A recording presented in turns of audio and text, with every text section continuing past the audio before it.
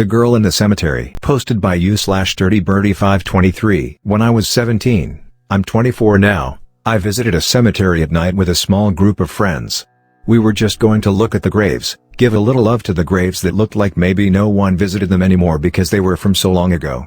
We were not going there to hurt anything or mess around with the graves because we were, most of us still are, very spiritual, not religious. I had always liked cemeteries and feel a kind of peace when I'm in one, so I was very comfortable there and relaxed. I think that may be why what happened at all. I was following near the back of the group, lingering on some graves to read what was written when everything, for me, goes blank. The rest of what happens is what my friends told me about hours later. Hey, this one's mine, I called to the next nearest person in my group. He turned around to laugh and tell me to quit playing around when he stopped. I shouldn't have died, really. It wasn't my fault. What do you mean? He asked, getting my other friends to stop and walk back to me. Well, you see, I was playing in the barn with the kittens and the man came in with a gun and bang. I don't think they would have believed I wasn't the one speaking if the voice coming out of me hadn't been so much higher pitched and had a very country accent. I don't know why he did it. He was my daddy's best friend. For the next 2 hours, I led them around the cemetery pointing out graves and telling them about the people buried there like I knew them. One of my friends had her phone out to use as a flashlight and recorded everything I was saying so they could face check when we went back to the house we were staying at. Eventually I stopped again, frowning at a headstone. This is my brother.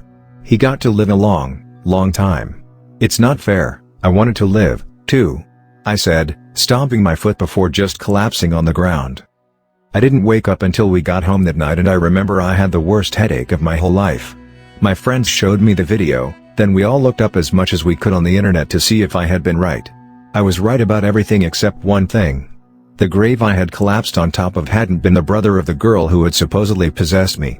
He had been the son of her father's best friend. The same best friend who she said shot her. I've never been back to that cemetery since. I'm afraid a little girl won't be the one to possess me this time. The Man in the Chair. Posted by u/Caucasian Nerd. This story dates back to when I was a little kid. I lived in a very old house that was just outside of Detroit. To my knowledge, this house didn't have any haunted history with previous owners, so it's really weird when this happened to me. I was 5 years old when this had happened to me. What I'm about to say is 100% true. I have my doubts on if this was a dream or a nightmare, but this felt so real that it couldn't have been one of those. It was around 3:30 in the morning. I was out like a light when suddenly, I hear the voice of my dad.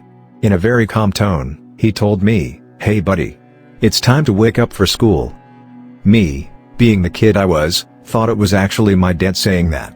So, I got out of my bed, got changed and started to head towards the hall next to my bedroom. Now let me remind you of something. In my old bedroom, there are no windows for some odd reason, so I couldn't really tell if it was night or day. As I walk out into the hallway, it is pitch black and the only light I can see is the light coming from the full moon outside shining into the hallway. Me, being the stupid kid I was, decided to walk down the hallway and head into the living room.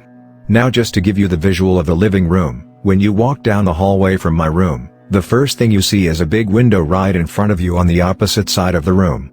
Then to the right of the window, there is a lazy boy rocking chair in the corner. Then there is a couch right next to the chair. When I walk down the hallway to the living room, the room is fully lit up by the moon outside, and with this light I can see that my dad is sitting in the chair. I try to call out to him. "Hey Dad. Dad? Why did you wake me up? It's still nighttime?" No response. I tried calling out again. "Dad, answer me." No response. I was getting really mad at that point, so I started heading back to my room. As I turned around to start heading back, I hear one of the most terrifying things I will ever hear in my life. It sounded like a beast was trying to yell at me to stop. As I hear this, I stop, shaking in fear as I turn around to see what my dad wanted. As I turn, I see this tall black figure just hovering over me. I was solid like a stone statue, trying not to make any noise to get this creature's attention. Then in my right ear, I hear a calming voice saying, "Run." I bolted towards my room, locking the door right behind me and hiding underneath the bedsheets until it was morning. I told my parents about what happened that night and they don't believe me. They just told me that it was a bad dream and that I shouldn't worrying so much about it. It wasn't until the same morning I would find 3 long claw scratch marks going from the back of my neck to the lower part of my back. When I showed my parents, they finally believed that it wasn't just a bad dream.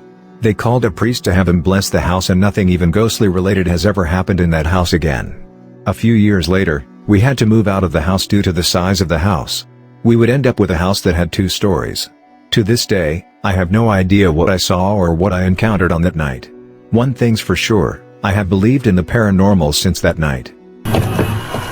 Does my aunt still join in on the family fun? Last November, my mother and I moved into her childhood home near Poughkeepsie, New York after my aunt passed away the year before. My aunt suffered from a significant amount of health issues, but ultimately died after she was involved in a serious accident. She had lived in the house for about 10 to 15 years with my grandmother before that, and eventually lived in the house on her own for about 3 years after my grandmother was moved into a nursing home. My family has always been known to socialize with each other and spend a significant amount of time together, so after my mom and I officially moved to upstate NY, but before we had settled into this new house, my aunt was a frequent guest at our old apartment. We would also visit this family house frequently and spend time with my aunt, who had been getting more and more sick as the years went on. My mom and my aunt, her older sister, had an especially tight bond and would frequently joke around, listen to music, and raise as much hell as they could. My mother is still affected by her sister's death to this day since it happened so suddenly, and she appreciates any of the signs she can find that show how my aunt might still be around. Anyways, this year in particular is when things really started to happen. Shortly before the COVID quarantine began in New York, I was out to dinner one night with a couple friends while my mom was hanging out around the house and doing some cleaning. Now, when my mother cleans, she likes to plug a Bluetooth speaker into her phone and listen to music. So, as she was sweeping the floors around the house and listening to the Rolling Stones, the music blasted as loud as it could go while my mom was at the other end of the hallway in a completely separate room from the speaker. When she attempted to turn the music down, the speaker would not work and the music stayed at that same volume for at least 5 minutes. Keep in mind that my mom and my aunt had very similar tastes in music, and the Rolling Stones in particular were one band they specifically enjoyed. Just a few weeks ago, something else happened. So I was playing outside with my toddler nephew who lives just down the street when a huge black snake randomly appeared in the doorway of my garage. The snake just hung out in the doorway like a bump on a log for a few minutes before my mom and I called out neighbor over to clear the premises. Keep in mind that my mother has been terrified of snakes since she was a kid, and my aunt always played on this by pranking her with fake snakes and pretending to see a snake in the yard. My mom would pretty much jump and scream every time this happened, and this huge black snake was no exception.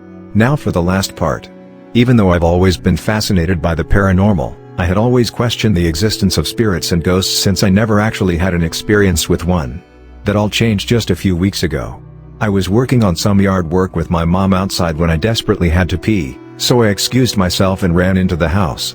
As I made my way through the kitchen to get to my door, I stopped dead in my tracks when a familiar scent overcame the room from the cabinets. You see, when my aunt lived in the house she had a difficult time cleaning the place up as a result of her health issues, and it ended up stinking to the point where I couldn't handle it most times. Anyway, in that moment just a few weeks ago, I couldn't get that familiar scent of animals and medical equipment out of my nose as I walked right past the refrigerator in an attempt to go outside. It overtook my entire being and all I could do for a few seconds was just stand there and take it in. So, what do you guys think? Maybe my aunt is trying to tell us she wants to join the party? The world may never know. Thanks for watching. Please do like, share, comment and subscribe for more videos.